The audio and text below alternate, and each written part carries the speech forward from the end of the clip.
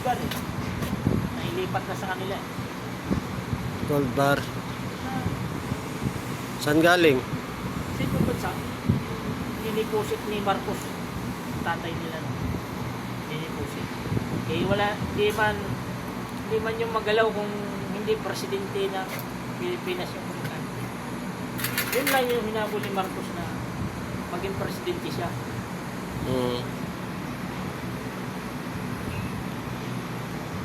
Sa China, bininta yung good bar.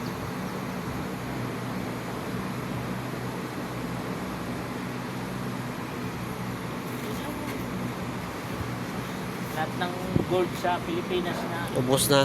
nakakuha doon dinipusit sa ibang bansa eh. Tatay nila.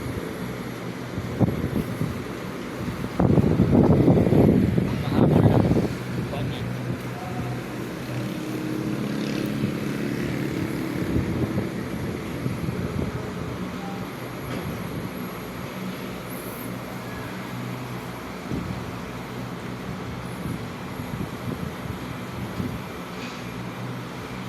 Kaya humiga na ngayon sila sa pira. Marami na lang pira, no?